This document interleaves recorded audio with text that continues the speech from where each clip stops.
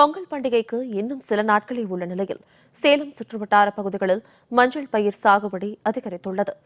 சருகு நோய் தாக்கத்தால் விளைச்சல் செலவு அதிகரித்துள்ளதால் தமிழக அரசே மஞ்சளுக்கு உரிய விலையை நிர்ணயம் செய்ய வேண்டும் என விவசாயிகள் கோரிக்கை விடுத்துள்ளது குறித்து இந்த செய்தி தொகுப்பில் காணலாம் விரிவாக.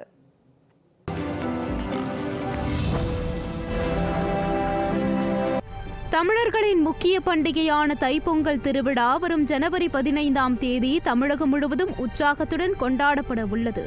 பொங்கல் பண்டிகை வழிபாட்டுக்கு கரும்பு, அச்சு வெல்லம், மஞ்சள், பச்சரிசி உள்ளிட்டவை முக்கிய பங்கு வகிக்கின்றன.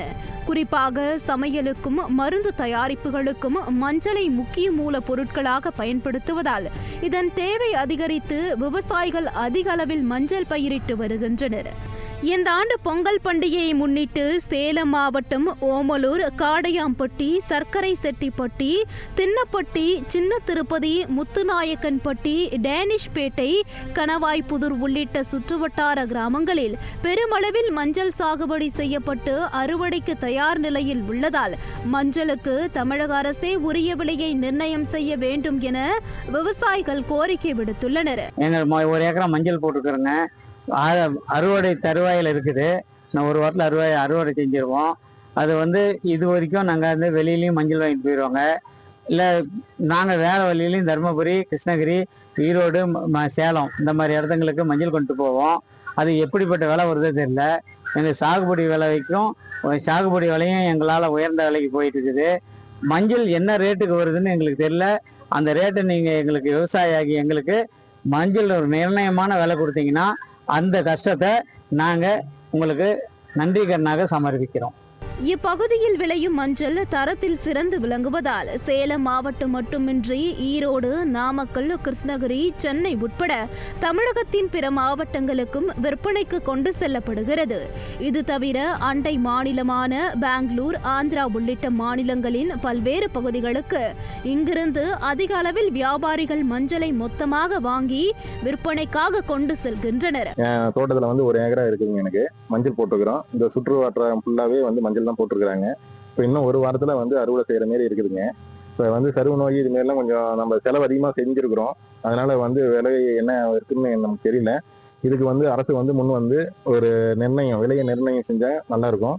எங்க விவசாயிகளுக்கு கொஞ்சம் சப்போர்ட்டா இருக்கும். அதனால இதை என் சார்பா அரசுக்கு தெரிவிச்சுக்கிறேன். ஆண்டுதோறும் ஜனவரி மாதம் பிறந்ததும் வியாபாரிகள் மஞ்சள் பயிரிட்டுள்ள தோட்டத்தில் பார்வையிட்டு அதன் தரத்திற்கேற்ப விலையை விவசாயிகளிடம் நிர்ணயம் செய்து முன்பணம் கொடுத்துவிட்டு செல்வது வழக்கம். அதன் பின் பொங்கலுக்கு சில தினங்களுக்கு முன்னர் மஞ்சள் குலையை அறுவடை செய்து வாகனங்களில் ஏற்றி விற்பனைக்கு கொண்டு செல்வர். ஆனால் இந்த ஆண்டு வியாபாரிகள் வருகை மிக குறைவாகவே உள்ளதாகவும் மஞ்சள் விலை தற்போது மிகவும் சரிந்துள்ளதாகவும் விவசாயிகள் வேதனையை வெளிப்படுத்தியுள்ளனர். சருகு நோய் தாக்கத்தால் மஞ்சள் பயிர்களை காக்க உற்பத்தி செலவு கூடுதலாக செலவானதாகவும் அதனால் அதற்கு ஏற்ப உரிய விலையை நிர்ணயம் செய்ய தமிழக அரசு முன்வர வேண்டும் என்றும் விவசாயிகள் கோரிக்கை விடுத்துள்ளனர். இந்த வருஷம் பாத்தீங்கன்னா விளைச்சல் அதிகமா இருக்குது. நோய் தாக்கமும் பாத்தீங்கன்னா அந்த சருகு நோயெல்லாம் அதிகமா வந்திருக்குது.